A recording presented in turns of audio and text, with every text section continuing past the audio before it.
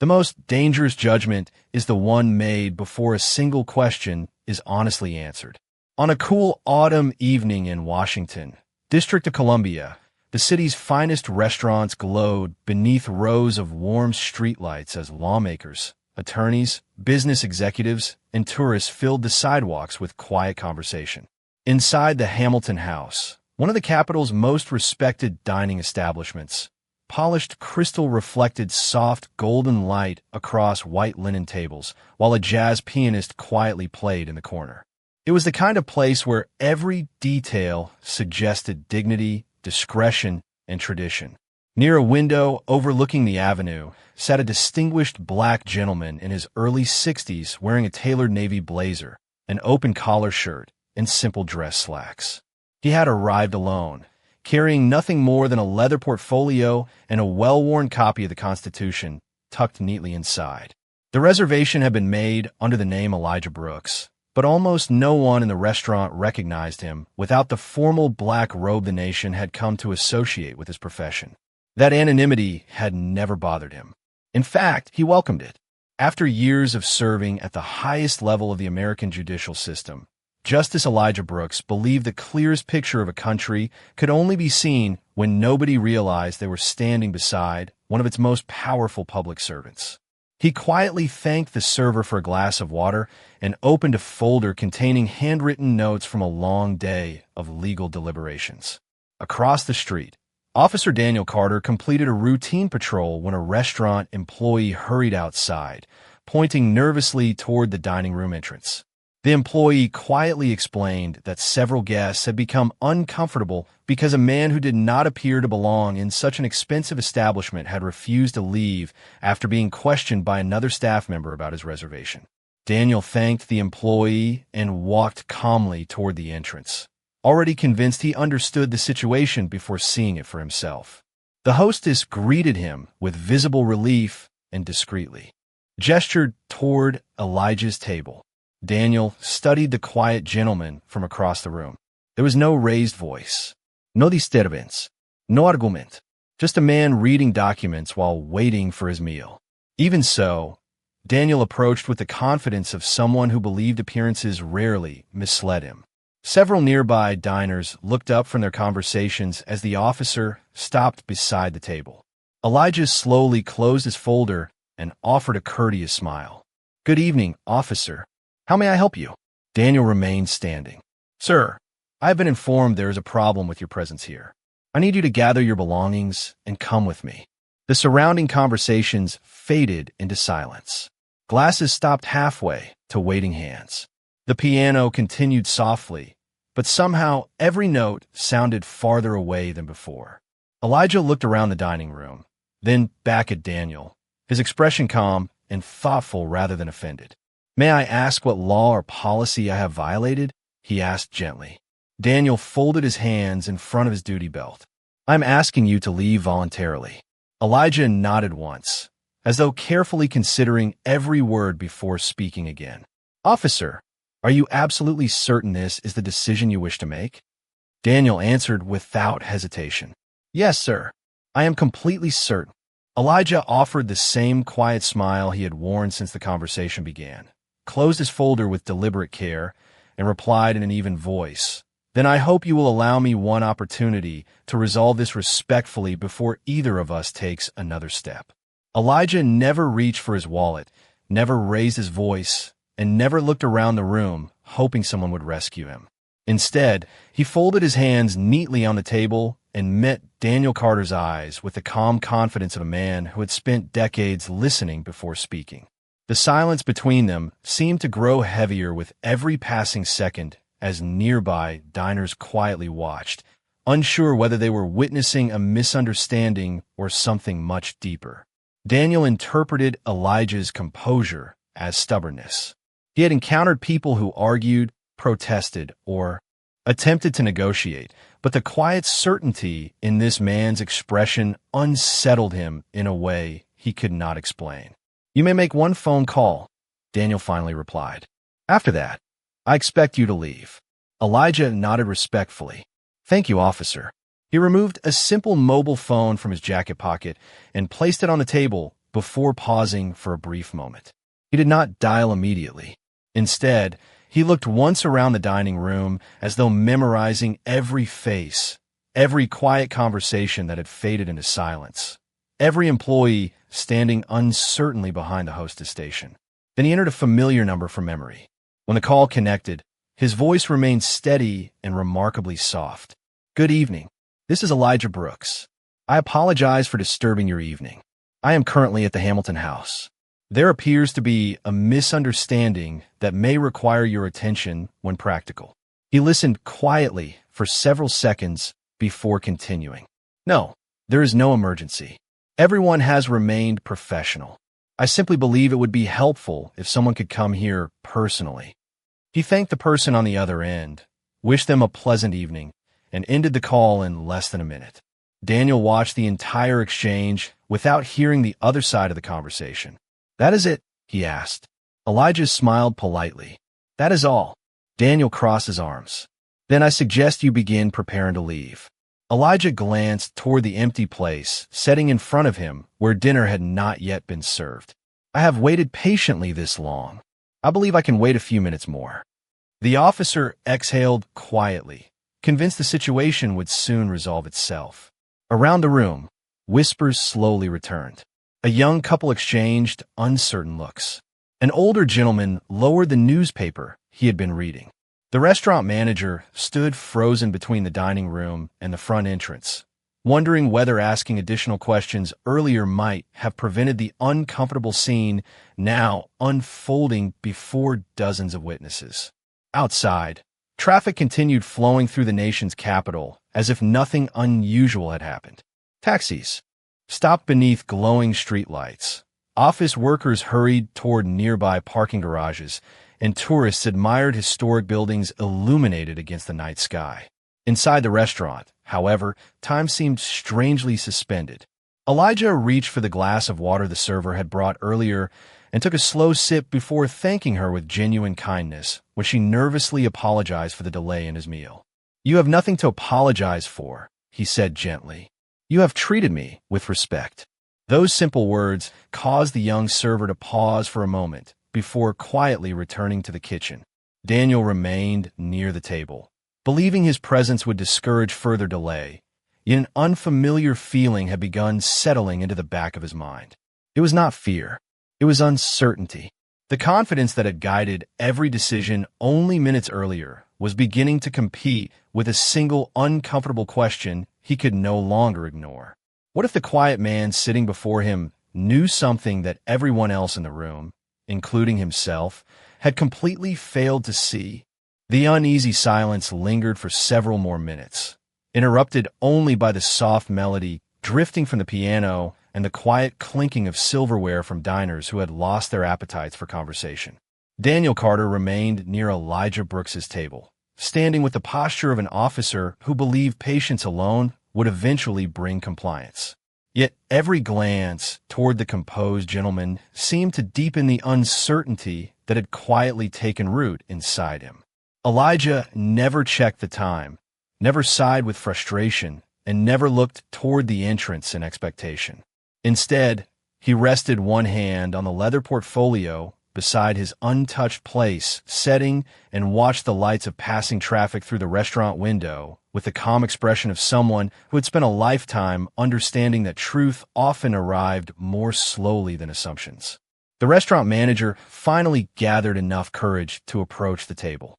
"Sir," he said carefully, "I truly apologize for the inconvenience this evening."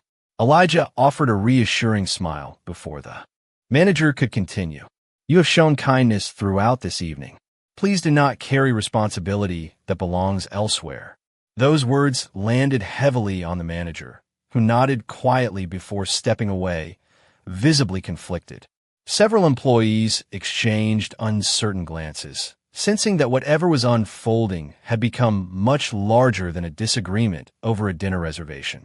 Near the back of the dining room, a middle-aged couple whispered to each other. One believed the officer was simply following procedure. The other quietly wondered why a man who had remained respectful from the beginning was still being asked to leave without any evidence that he had done something wrong. Neither realized that dozens of similar conversations were taking place throughout the room. It was no longer merely about one customer. It had become a question of fairness, dignity, and the assumptions people carried without realizing it. Outside, the evening continued as Washington settled into its familiar rhythm. Government buildings glowed beneath carefully placed lights. Commuters crossed broad avenues, and distant sirens echoed somewhere beyond the neighborhood, without disturbing the calm atmosphere surrounding the restaurant. Then, almost imperceptibly, several dark government vehicles entered the block, moving without flashing lights or unnecessary urgency. They parked neatly along the curb across from the entrance. Most pedestrians paid little attention, assuming another official meeting had concluded nearby. Inside, no one noticed them at first. Daniel remained focused on Elijah. "Who exactly did you call?" he finally asked, unable to ignore his growing curiosity any longer. Elijah looked back at him with the same steady composure. "Someone who believes every situation deserves to be understood before it is judged." Daniel frowned, searching for hidden meaning that never came. "That does not answer my question." Elijah nodded politely. "It answers the only part that truly matters." Before Daniel could respond, the hostess glanced toward the front windows. Her expression changed almost instantly. The manager followed her gaze, then straightened his jacket without, fully understanding why his heartbeat had suddenly quickened. Through the glass doors, several professionally dressed individuals stepped from the vehicles with measured confidence. They did not rush. They did not speak loudly. They simply approached the entrance together with the quiet discipline of people accustomed to carrying serious responsibilities. The conversations inside the restaurant faded once again as more guests noticed the unexpected arrivals. Even the pianist allowed the final note of the song to drift into silence. Elijah remained seated exactly as he had been since the evening began, his hands folded calmly before him, while Daniel instinctively turned toward the entrance, unaware that within the next few moments the assumptions guiding this entire encounter were about to be replaced by a truth that would change every face in the room. The front door opened with quiet precision, and every eye in the restaurant turned toward the entrance without anyone saying a word. The first people to step inside were not loud, dramatic, or hurried. They carried themselves with the calm discipline of public servants who understood that real authority rarely needed to announce itself. Two members of the United States Marshal Service entered first, followed by several senior judicial security officials in professional business attire. Behind them walked an older gentleman whose face was immediately recognized by a few attorneys dining nearby. One woman slowly lowered her fork as recognition spread across her expression. Another guest whispered a name that seemed almost impossible to believe. The manager instinctively straightened his jacket and stepped forward to greet the unexpected visitors. But before he could introduce himself, the senior official smiled politely and asked only one question. "Is Justice Elijah Brooks still here?" The manager blinked once before turning toward the dining room. Every conversation had completely disappeared. Even the kitchen staff had paused behind the service window. Daniel Carter looked back toward Elijah, then toward the arriving officials, unable to understand why they appeared to know the quiet gentleman personally. Elijah remained seated with the same composed posture he had maintained throughout the evening. He offered a small, respectful smile as the group approached his table. The lead official extended his hand warmly. "Good evening, Justice Brooks. We apologize for the delay. We came as soon as we received your call." The words settled over the room with extraordinary weight. Justice Brooks. For a brief moment, nobody moved. Nobody spoke. The title echoed through the silence more powerfully than any raised voice ever could. Daniel felt the confidence that had guided every decision that evening begin to disappear beneath a growing realization. He looked again at the man sitting before him, searching his memory for every face he had seen during academy training, every civic ceremony, every televised judicial confirmation hearing. The resemblance was suddenly undeniable. Elijah rose calmly from his chair and shook hands with each arriving official before turning back toward Daniel. There was no anger in his face, no satisfaction, No attempt to embarrass anyone. Only quiet disappointment, mixed with genuine compassion. "Officer Carter," Elijah said gently, "thank you for allowing me the opportunity to make that phone call." Daniel struggled to find the right words. His mouth opened slightly before closing again. Around him, several diners exchanged stunned glances while others quietly lowered their phones, realizing they had just witnessed a moment none of them would soon forget. The manager stepped forward with visible regret. "Justice Brooks, I cannot adequately express how sorry we are for what happened this evening." Elijah answered with the same measured kindness he had shown from the beginning. "Your apology speaks well of your character. What matters now is not embarrassment. What matters is understanding how quickly assumptions can replace simple questions." The senior judicial official nodded thoughtfully before speaking to Daniel in a respectful but unmistakably formal tone. "Officer, no conclusions will be reached tonight. However, this interaction will be documented through the appropriate administrative channels. We trust you will fully cooperate with the review process." Daniel quietly nodded, no longer certain of anything except that the evening had taken a direction he never imagined.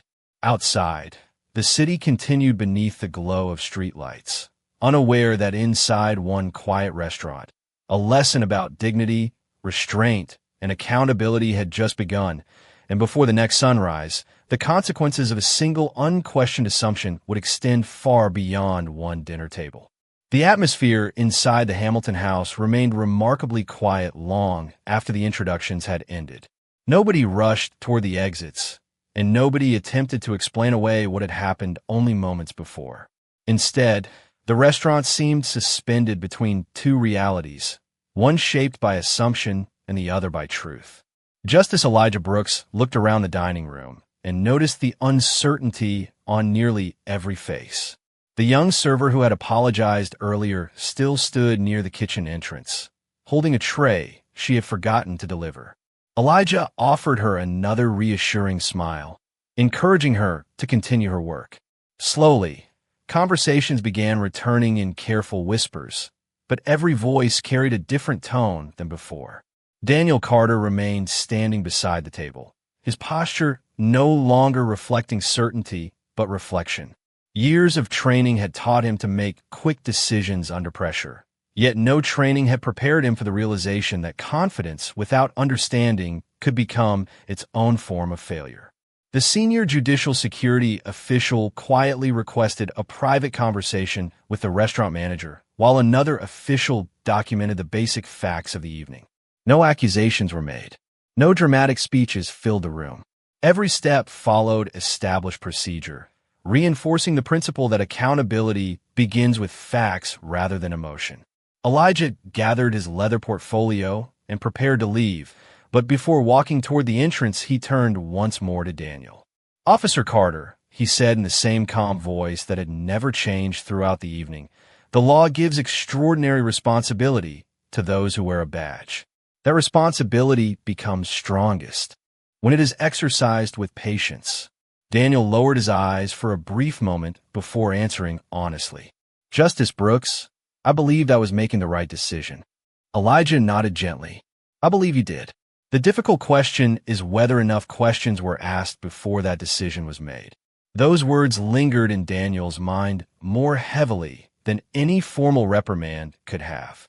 As Justice Brooks walked toward the front door alongside the judicial officials, several guests quietly stood from their tables, not because anyone instructed them to do so, but because respect had naturally replaced uncertainty. Elijah acknowledged them with a grateful nod before stepping outside into the cool Washington evening. The line of government vehicles departed without sirens, without flashing lights, and without unnecessary attention. Within minutes, the restaurant returned to normal operations, but the people inside understood they had witnessed something that would remain with them long after dinner had ended. Later that evening, Daniel returned to his precinct and completed the required incident report with careful detail. He included every conversation exactly as it had occurred, knowing accuracy mattered more than protecting his pride. His supervising lieutenant reviewed the initial report, noted the involvement of judicial security personnel, and informed Daniel that the department's professional standards division would conduct a formal administrative review before any conclusions were reached. Daniel quietly surrendered copies of his body camera recording according to department policy. As midnight approached, investigators also requested surveillance footage from the restaurant and statements from employees and witnesses. No one rushed to judgment. The process moved deliberately, guided by documentation rather than rumor. Yet even before sunrise, one reality had become impossible to ignore. A single evening shaped by assumptions had evolved into a question of professional judgment, public trust, and the responsibility that accompanies public authority. Daniel left the station just before dawn, feeling the weight of uncertainty unlike anything he had experienced in his career. While across the city, Justice Brooks began another day exactly as he always had, believing that the true strength of justice was never measured by status, but by the willingness to treat every person with equal dignity before knowing who they were. Morning arrived beneath a pale Washington sky, and with it came the quiet certainty that every important institution depends upon trust more than authority. Inside the headquarters of the Metropolitan Police Department, the Professional Standards Division began reviewing the events of the previous evening exactly as department policy required. Investigators examined the body camera recording from Officer Daniel Carter, compared it with security footage provided by the Hamilton House, and carefully read statements submitted by restaurant employees, witnesses, and responding judicial security personnel. Every timeline matched with remarkable consistency. There had been no disturbance before Daniel approached the table. There had been no refusal to cooperate from Justice Elijah Brooks. There had been no raised voices, threats, or unlawful conduct. The review focused on one central question that mattered more than every headline that would later appear. Had reasonable judgment been exercised before official authority was used? Daniel sat quietly in an interview room, answering every question honestly. He did not attempt to change his earlier report, and he did not accuse anyone else of influencing his decision. When asked why he believed Justice Brooks should leave the restaurant, Daniel paused for several long seconds before answering. I believed he did not belong there based on the information I received and my own observations. The investigator nodded thoughtfully before asking another question. What additional questions did you ask before reaching that conclusion? The room became silent once again. Daniel searched his memory, replaying every moment from the previous evening. The realization was impossible to escape. He had accepted an assumption before seeking enough facts to support it.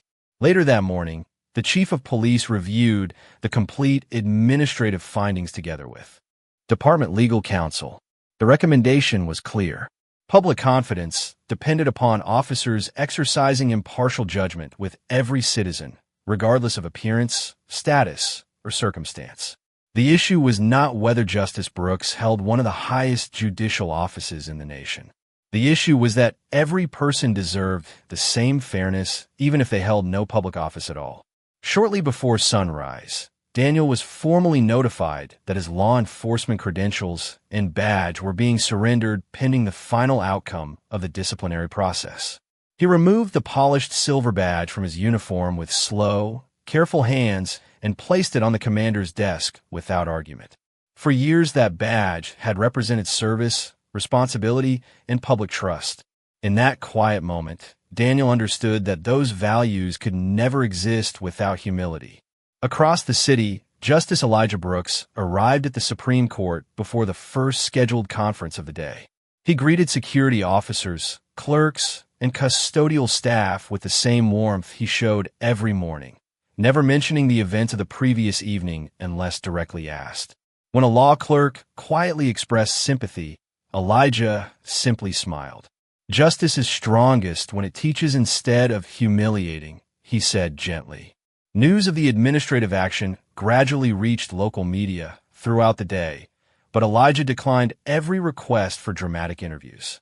Instead, his office released a brief written statement reminding the public that equal treatment under the law begins long before anyone learns a person's title or profession. Those words spread far beyond Washington because they spoke to something larger than one restaurant, one officer, or one difficult evening. They reminded people that dignity is not earned through position, wealth, or recognition. It belongs to every individual from the very beginning. Daniel left the station wearing ordinary civilian clothes as the morning sun climbed above the city skyline, carrying no badge and no certainty about what the future would hold. Yet for the first time since entering the restaurant the night before, he carried something far more valuable than confidence. He carried understanding, and sometimes that is where real justice quietly begins. Several weeks passed, and Washington gradually returned to its familiar rhythm, but the conversation sparked by one quiet evening refused to disappear. Newspapers, legal journals, community organizations, and law enforcement professionals continued discussing the importance of impartial judgment, not because the individual involved served on the highest court in the nation, but because the situation reminded millions of Americans that respect must never depend upon recognition. Justice Elijah Brooks deliberately avoided becoming the center of that discussion. Every morning he arrived at the Supreme Court carrying the same worn leather portfolio, greeted every employee by name whenever possible, and quietly continued the work he had devoted his life to. Those who worked beside him noticed no change in his routine. He still thanked security officers for opening the doors, still stopped to encourage young law clerks beginning their careers, and still believed that the smallest acts of courtesy often revealed the deepest character. One afternoon, while speaking with a group of law students visiting the court, Elijah was asked whether the experience at the restaurant had changed the way he viewed justice. He smiled thoughtfully before answering. Justice is not tested when people know your title. Justice is tested when they believe you have none. The room fell silent as the students carefully considered those words. Many had expected anger or disappointment. Instead, they heard conviction shaped by decades of public service. Across the city, Daniel Carter spent those same weeks attending required administrative meetings, professional counseling sessions, and career review interviews. Every conversation challenged him to revisit not only the decisions he had made that evening, but also the habits of thinking that had shaped those decisions long before he entered the restaurant. For the first time in many years, he found himself listening more than speaking. He began reading departmental training materials with fresh attention, especially those emphasizing procedural fairness, community trust, and the responsibility to question personal assumptions before taking official action. The lessons felt different now because they were no longer theoretical. They had become deeply personal. One evening, Daniel walked through a neighborhood park without the familiar weight of a badge on his uniform. Families gathered around picnic tables while children laughed across open fields beneath the fading light of sunset. Nobody recognized him as an officer. Nobody looked at him differently because of his profession. For a brief moment, he experienced what countless ordinary citizens experienced every day, hoping simply to be treated with patience, fairness, and dignity. The realization stayed with him long after he returned home. Meanwhile, the Metropolitan Police Department announced several improvements to continuing education programs focused on communication, impartial decision-making, and public trust. Department leaders emphasized that effective policing required not only knowledge of the law, but also the discipline to separate observable facts from personal assumptions. The announcement made no effort to sensationalize recent events. Instead, it framed them as an opportunity for institutional growth and professional reflection. Justice Brooks quietly expressed support for that approach through a brief written statement. He thanked the department for addressing the matter through established procedures and reminded the public that accountability strengthens institutions when it is guided by honesty rather than resentment. His words resonated because they reflected the same calm character he had demonstrated from the very first moment inside the restaurant. Looking back, many people remembered the evening as a story about one mistaken encounter, but those closest to it understood something much deeper. The most lasting change did not come from public attention, official titles, or administrative decisions.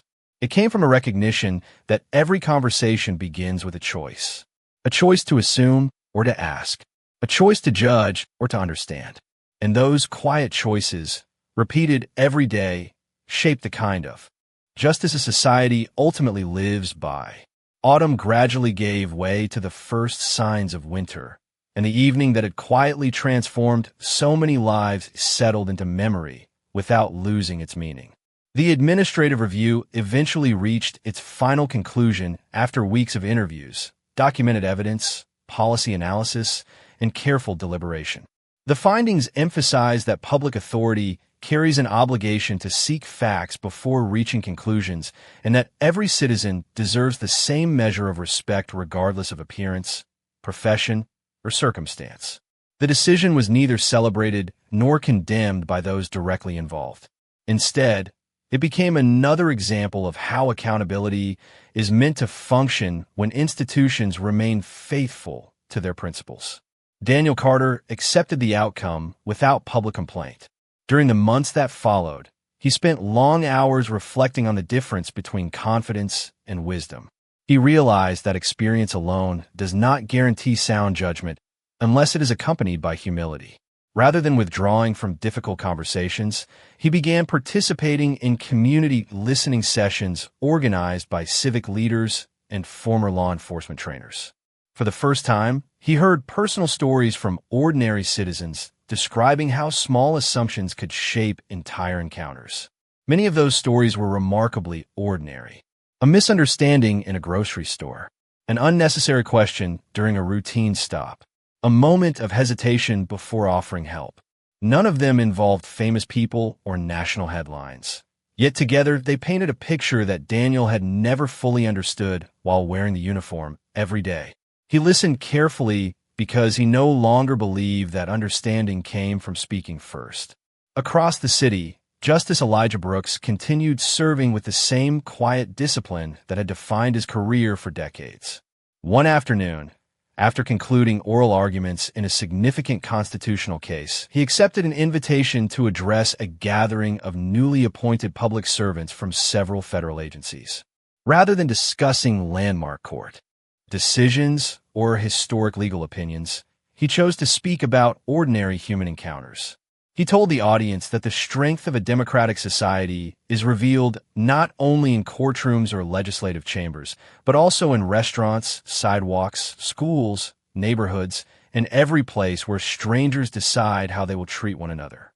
The room remained completely silent as he shared a simple observation. Every uniform deserves respect. Every citizen deserves dignity. Neither value can survive without the other. Those words spread throughout professional circles because they offered neither accusation nor triumph. They offered responsibility. The Metropolitan Police Department later incorporated additional scenario-based training into its continuing education program, encouraging officers to slow down, gather facts, and ask thoughtful questions before relying upon first impressions. Supervisors explained that public trust is built one respectful conversation at a time. Community organizations welcomed the effort, recognizing that meaningful progress rarely arrives through dramatic moments alone. Instead, it grows through consistent choices repeated every single day. Daniel attended one of the first training sessions as a participant rather than an instructor. As he listened, he quietly recognized situations that reminded him of his own experience. This time, however, he paid attention to the questions being asked before conclusions were reached. That difference seemed small on paper, yet it represented the entire lesson he had learned. Looking back, Justice Brooks never viewed that evening as the story of one officer losing professional authority. He viewed it as a reminder that the rule of law asks something difficult from every person entrusted with responsibility. It asks them to remain fair when assumptions seem easy, to remain patient when certainty feels comfortable, and to remember that titles eventually change, uniforms eventually come off, but character continues speaking long after every symbol of authority has been placed aside. Months later, the evening at the Hamilton House was no longer remembered as an isolated incident, but as the beginning of a quieter transformation that reached far beyond one restaurant, one police department, or one courtroom. The headlines had faded, television crews had moved on to newer stories, and public attention had shifted elsewhere, yet the lesson continued living in the choices people made every day. Justice Elijah Brooks never spoke of that evening as a personal victory because he never believed justice was measured by whether one person stood higher than another. To him, justice had always been something far simpler and far more demanding. It was the willingness to see another human being before seeing assumptions, appearances, or expectations. One crisp winter morning, as snow lightly dusted the marble steps surrounding the Supreme Court, Elijah paused before entering the building. A young security officer greeted him with a warm smile and wished him a pleasant day. Elijah returned the greeting with equal warmth before thanking the officer by name.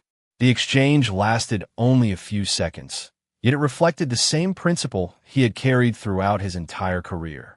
Respect offered freely has the remarkable ability to return in unexpected ways. Across the city, Daniel Carter had begun rebuilding his life outside the profession that had once defined his identity. The transition was not easy, but it gave him time to examine the values that truly mattered. He volunteered with local youth mentoring programs, sharing lessons about responsibility, accountability, and the importance of listening before forming conclusions. He never described himself as a victim of circumstance, nor did he attempt to erase the mistakes that had changed his career. Instead, he acknowledged them honestly, believing that integrity begins when excuses end. During one community discussion, a high school student asked him what he had learned from losing something he once believed would last forever. Daniel reflected quietly before answering. Authority can open doors, but character determines what happens after you walk through them. The room remained silent because everyone understood that the answer had been earned rather than rehearsed. Not long afterward, Justice Brooks and Daniel unexpectedly crossed paths, once again during a civic symposium on ethics and public service hosted at a Washington university. There were no television cameras waiting outside, no reporters searching for dramatic headlines, and no audience expecting confrontation. After the event concluded, Daniel approached Elijah with quiet humility. "Justice Brooks," he said, "I wanted to thank you for choosing dignity instead of anger that evening." Elijah smiled with the same calm expression Daniel remembered from the restaurant. "Every person is more than the worst decision they have ever made," he replied gently. "What defines us is what we choose to become after we recognize the truth." They shook hands, not as opponents, but as two men who had learned different lessons from the same moment in time. As they walked in opposite directions beneath the fading afternoon light, neither carried resentment. One carried the responsibility of interpreting the Constitution. The other carried the responsibility of rebuilding his own character. Both understood that genuine justice does not seek humiliation, revenge, or applause. It seeks understanding, accountability, and the courage to become better tomorrow than we were yesterday. And perhaps that is the quiet truth too often forgotten in a world eager to judge before listening. A badge may represent authority. A title may represent achievement. But neither can ever replace integrity. Because when every symbol of power is eventually set aside, the only thing that remains is the way we chose to treat another human being when we believed nobody important was watching.